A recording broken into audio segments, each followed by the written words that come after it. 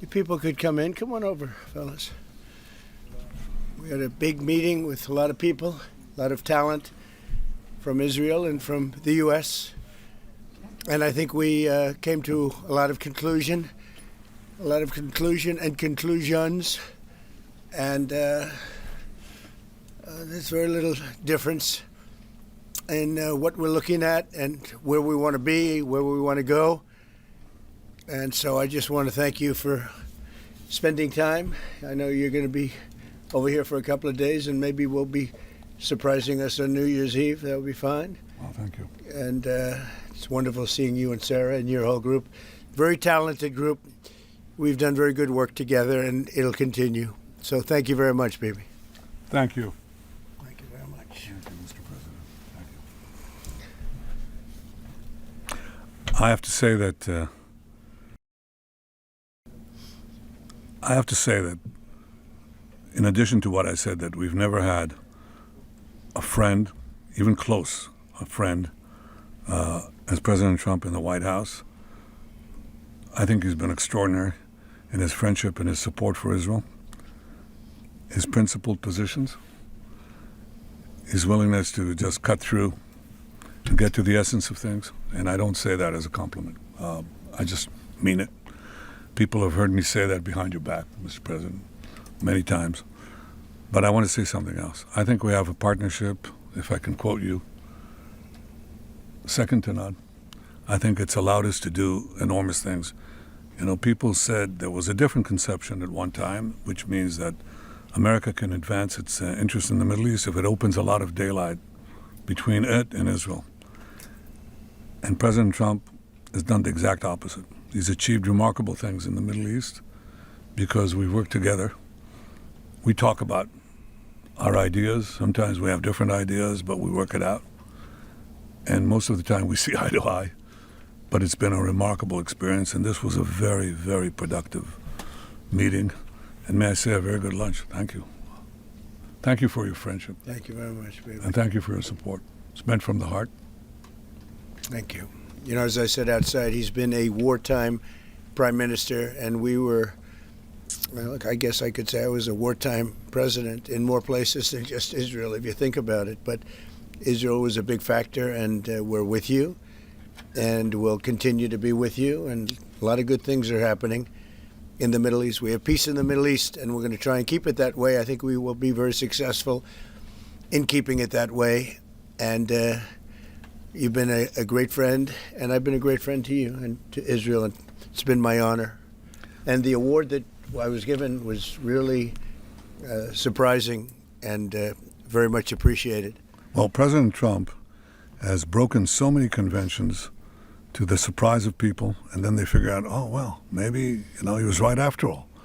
So we decided to break a convention too, or create a new one, and that is to award the Israel Prize, which in almost our 80 years, we've never awarded it to a non-Israeli.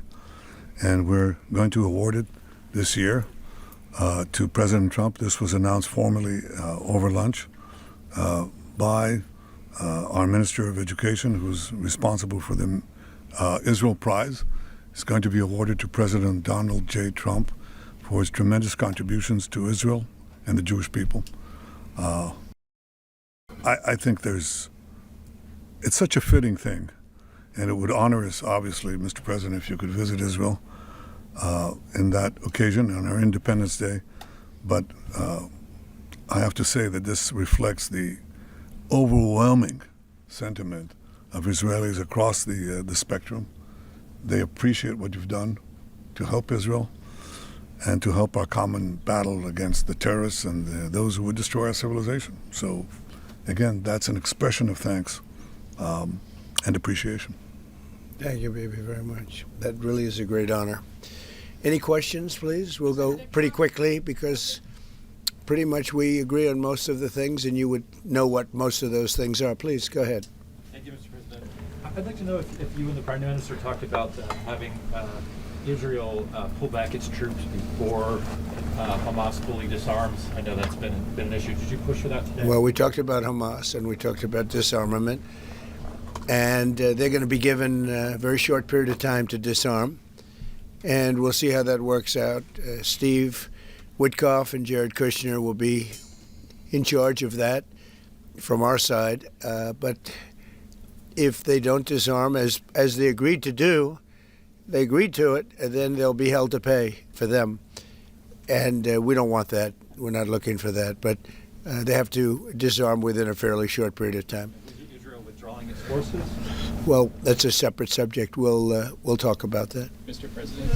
Yes. Mr. President, did you have a message for the Prime Minister about the West Bank? And are you at all concerned that settler violence, Israeli settler violence, could be undermining the peace plan? Well, we have had a discussion, big discussion, for a long time on the West Bank. And I wouldn't say we agree on the West Bank 100%, but we will come to a conclusion on the West Bank. If I could ask, what is the disagreement? Well, I don't want to do that. It'll be announced at an appropriate time. But he will do the right thing. I know that. I know him very well. He will do the right thing. Yes. There is a growing fear of a confrontation between Israel and Turkey. How are you going to ease this tension given the fact that President Erdogan calls Mr. Netanyahu Hitler and compares Israel to the Nazis? Well, I know President Erdogan very well. And as you all know, he's a very good friend of mine. And I believe that, and I do respect him, and Bibi respects him, and they're not going to have a problem. They're not going to have a problem. I know him very well. And you've seen me do things with President Erdogan and Turkey that nobody else could have done. We're not going to have a problem. He's done a fantastic job. I'm with him all the way. I'm with Bibi all the way. Nothing's going to happen. Yes. Mr. President, are you concerned that Israel is not moving quickly enough to phase 2 of the peace plan? Well, I'm not concerned about anything that Israel's doing. I'm concerned about what other people are doing or maybe aren't doing. But I'm not concerned. They've lived up to the plan. They're strong. They're solid. And sometimes they don't understand when somebody violates something that you want to give them a second chance. Well, we'll give them a couple of second chances. But no, Israel's lived up to the plan 100%. Don't forget, we made the plan possible by taking out Iran.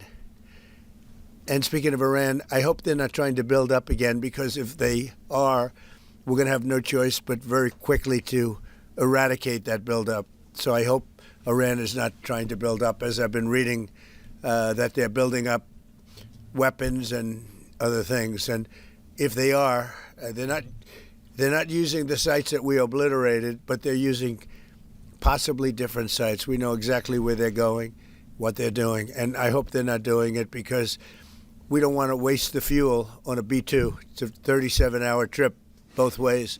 I don't want to waste a lot of fuel. Okay? President Trump, after your last remarks regarding the pardon request of Prime Minister Netanyahu, Herzog office told us that you have not talked after the official request of Prime Minister Netanyahu pardon. Can you clarify to us? Did you talk Which about request it are you talking about? with the President Herzog, the Israeli President Herzog? Did you talk with him directly? President Erdogan? Herzog. The Israeli President. So you're talking about pardon? Yeah. Oh, well, you got to say that. No, I think he's going to be in great shape. He's a wartime prime minister at the highest level. He's achieved tremendous success. And I'll say it, if you had 8 out of 10 prime ministers in his position right now, or before right now, maybe, you wouldn't have Israel any longer. Israel would not exist. I'd say two of them would, and 8 of them wouldn't. Those are not good odds. You needed a very special man to really carry through and really help Israel through this horrible jam. These are major factions, and it started with our negotiation with Iran. I think it probably started with Soleimani. That was really where you mentioned that today, which started with Soleimani. Bad guy, doing bad things, hurting a lot of people, killing American soldiers and other soldiers. But it started right there, would probably be the starting point. And then from that point forward, but you have a wartime prime minister at the highest level. There could be other wartime prime ministers, but they'd lose. He won. And I think the people of Israel appreciate it. I think a lot of the people in the world appreciate it, actually. And because of that victory, we were able to get peace in the Middle East. If you had a different kind of a personality, if you had a weak person or a stupid person, and there are plenty of both of them, you would not have had success, and you might not have Israel. And you report for Israel. I know you're very proud of it, and you do a great job. You might not have a job because there might not be an Israel right now if you had a different prime minister. That's a big statement, but to me it's a very simple statement to make. I'm looking at Pete Hegseth, and he's sort of nodding. If they don't have a strong prime minister, Pete, you might not have Israel today. I think he'll go down in the record books. And, you know, I was a big help. I'll be honest with you, big help. Somebody said in the room, if you don't have Trump, you needed a proper combination of everything. And if you didn't have that combination, which they had, you would not have an existing Israel right now. And the people of Israel know it. That's why they like me, and it's why they actually like him. He's got a little bit of a love-hate more than I do over there. But you know what? Even the haters have a lot of respect for him. There's a lot of jealousy about him. A lot of jealousy. Jealousy is a bad word. But I believe you would not have Israel right now. So it's a big deal. Yeah, please. A recent poll showed that as many as half of Gazans would be willing to leave the Gaza Strip if afforded the opportunity to do so. Back in February, you said that all Gazans should leave. I heard that number today. Half of Gaza would leave. I've always said it.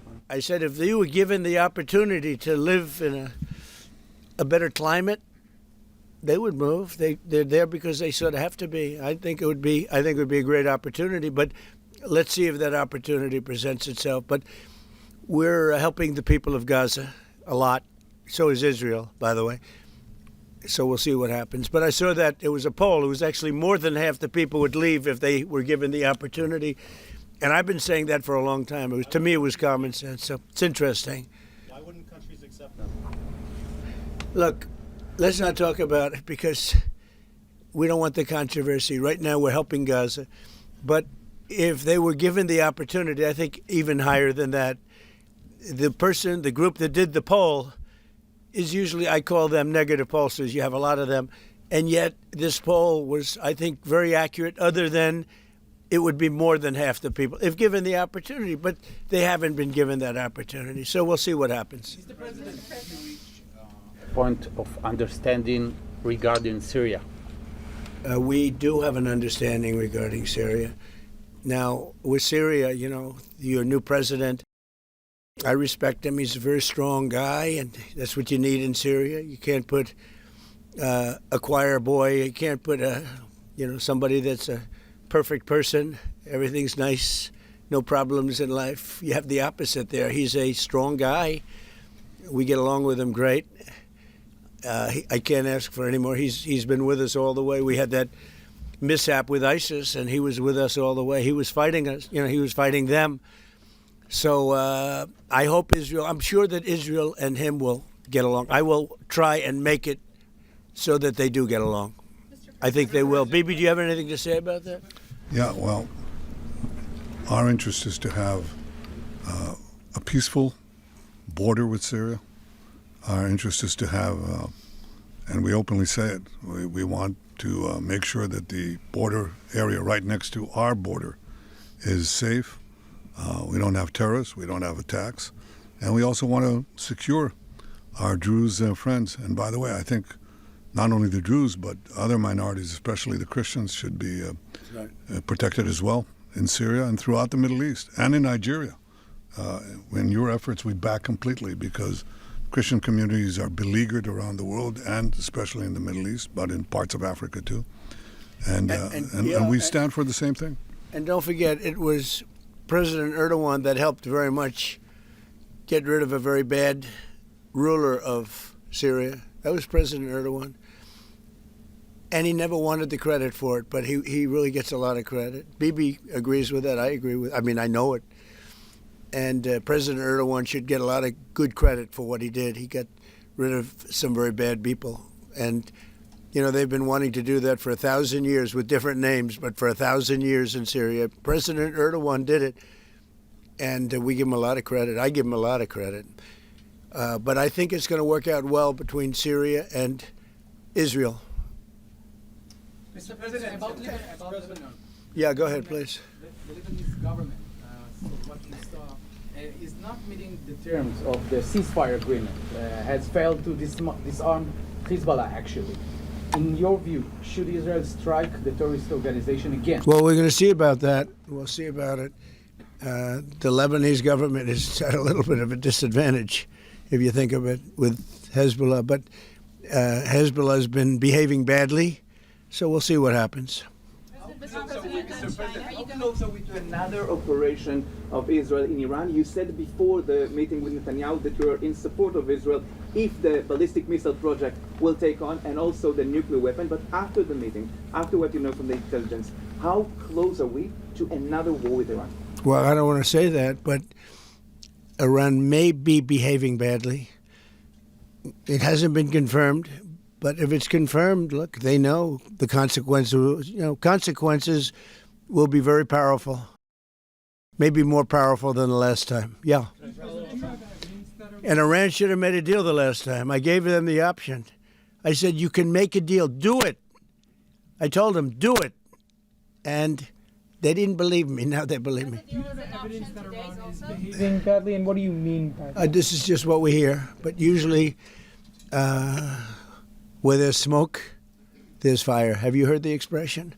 What do you mean related to the nuclear capability? Well, no, I'm hearing that they're not nuclear yet, but maybe nuclear too.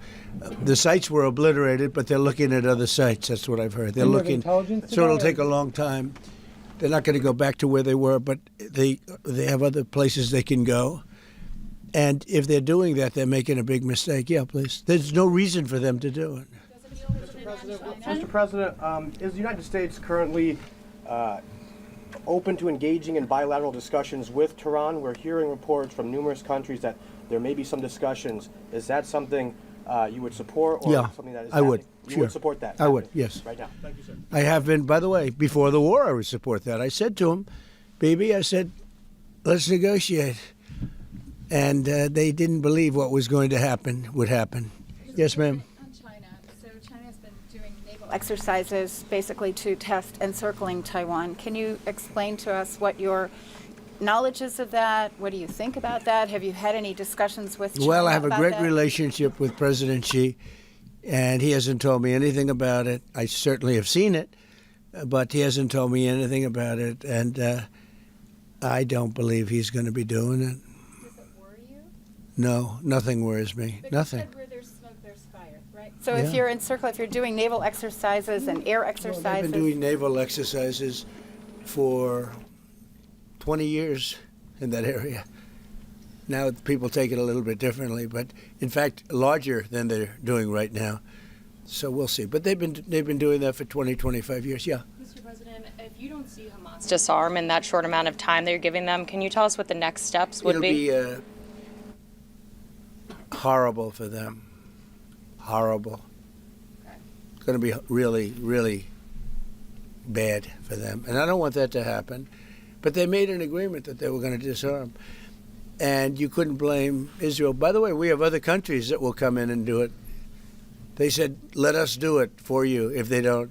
Countries that were with them wanted the deal to be made, agreed that they would disarm. And now if they say they're going to disarm, that's fine. If they say they're not going to disarm, those same countries will go and wipe them out. They don't even need Israel. You know, we have many countries, 59 countries that are in agreement. This is a real peace in the Middle East. And Hamas is a small part of it, but it's still a part of it. But we have 59 countries that signed on, big countries, countries that are outside of the Middle East, as you know the Middle East. They want to go in and wipe out Hamas. They don't want Israel. They don't need Israel. They want to do it because it's the right thing to do, because they were for the deal based on the fact that Hamas pledged, they swore that they were going to disarm. Now, if they're not going to disarm, those same countries will wipe out Hamas. Yeah. President Trump, do you think that the PA should be involved the day after in Gaza Strip, even in the near future? And the same question to Prime Minister Netanyahu. Do you see a real opportunity that the PA will be in Gaza? Go ahead, Mimi. I think President Trump put clearly the conditions of reform that he wants to see in the PA for them to be involved. And I think he put it very clearly what he wants to see, the kind of real reforms, not just perfunctory reforms, or real reforms. Stop pay to slay, change the curriculum in your textbooks, open up, a different society and a different future. If they do it, well, let them. I think it was clear. He put Pretty clear. He put guidelines that were, by the way, in the Trump plan of 2020, and they were put then in the 20 points, and it's up to them. Remember this, if we didn't do what we did to Iran, just to make the subject just slightly different, you wouldn't have peace in the Middle East. You wouldn't have a deal signed in the Middle East. You wouldn't have a deal. Because other Arab nations, which are great people, I know them very well, they're great people, they wouldn't be able to have agreed to peace in the Middle East because you would have had a dark cloud hanging over everything. It wouldn't have been possible. So Iran has been greatly reduced in power, prestige. I don't want to use the word humiliation because, they're trying to build up again. But we can't let them build up because if they build up, there can't be peace in the Middle East. It was a mistake. When they wiped out Iraq and Iran were about the same power. And they fought each other with different names for 1,000 years. And then our country came out and blew up one of those two countries, namely Iraq. And all of a sudden, Iran had the whole Middle East all to itself. But that's not true anymore.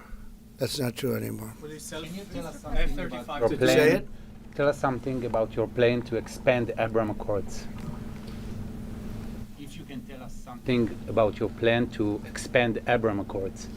Well, the Abraham Accords are a great achievement of Jared and everybody. It was one of the great achievements. They'll be expanded. Countries are already talking about expanding it, and they'll be expanded fairly quickly. Yeah, please. What about Saudi Arabia? Is it still on the table? The normalization? Saudi Arabia is great. We have a great leader, and a friend of mine and a friend of a lot of people. Also an enemy of some people, but those people aren't doing so well. No, Saudi Arabia has been very good as far as I'm concerned. They've done everything that we can ask for. But normalization with Israel is on the They're table? getting along great with Israel. They will. And at some point, they'll sign the Abraham Accords. Mr. President, so one of the big domestic tasks ahead of you is to pick a new chairman for the Fed. Yeah. You've said that you have one favorite, but you're I do. also doing interviews. Still do. Hasn't changed. Yeah, I'll announce them at the right time. There's plenty of time. But in the meantime, we're doing numbers that nobody's ever seen. We have $18 trillion coming in. We had a 4.3% GDP. They thought it was going to be 2%. And that's despite the Democrat shutdown. Had the shutdown not occurred, we would have had an extra 1.25. Think of that. We are doing, and also despite the fact that we have a fool at the Federal Reserve. I mean, Biden reappointed him, and it's too bad. You would have thought he wouldn't have done that. But he's an absolute fool who's building a new Federal Reserve, or he's doing a renovation of a building. Maybe he's up to $4.1 billion to do a renovation of a few very small buildings. It's the highest price in the history of construction. He's spending more money than any building has ever spent per square foot on the renovation of, as an example, I'm doing a magnificent, big, beautiful ballroom that the country has wanted, the White House has wanted for 150 years. It's a massive job, and it's a tiny fraction of that number. And we're under budget and ahead of schedule. Now, it's bigger than I told you.